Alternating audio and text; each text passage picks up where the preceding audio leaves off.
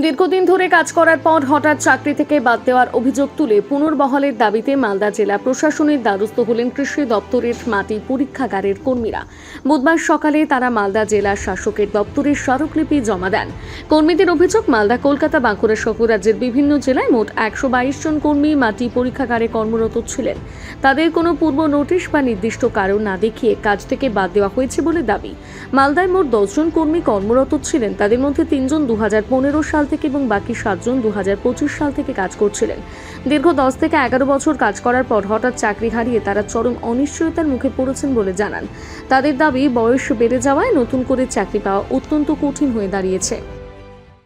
2025-এ join করেছি 7 জন এবং যারা 3 জন আছেন যারা বিগত 10-15 বছর ধরে এখানে চাকরি করছে। আমরা চাইছি আমাদের 60 বছর একটা স্থায়ীকরণ করা হোক এবং যে হুটহাট করে এরকম কাজ বাতিল হয়ে যাওয়া, এটার একটা সমাধান, স্থায়ী সমাধান হোক। কি করবে এখন এই অবস্থায় মাঝপথে? এখন তো কিছু করার নেই, এখন অপেক্ষা ছাড়া আমাদের আর কোনো হাতে কিছু করার নেই। নতুন সরকারের প্রতি আস্থা আছে?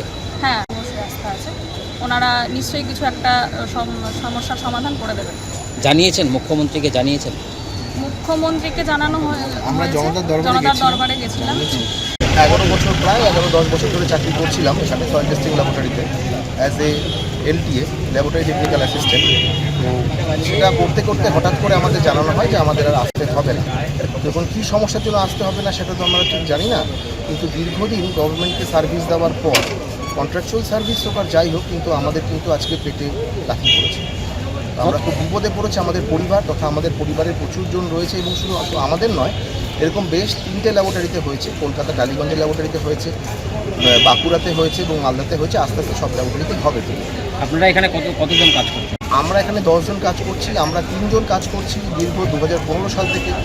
এরা 2025 সালে জয়েন করেছে। মোট কতজন? 10 জন। 10 জনকে কি বাতিল করা হয়েছে? 10 জনকে বাতিল করা। কোনো অজুহাত দেওয়া হয়েছে? কোনো অজুহাত দেওয়া হয়নি।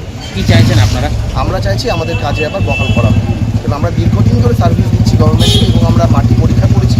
এতে কৃষক অনেক উপকৃত হয়েছে এবং আমাদের দেশের অনেকটাই উপকার হয়েছে। তো এর সত্ত্বেও আমরা প্রত্যেকেই শিক্ষিত ছেলে, এমএসসি পাস করা ছেলে। তো 10টা বছর 11টা বছর সরকারকে দেওয়ার পর এবার আমাদের তো বয়স হয়ে গেছে, আমরা করবো কী?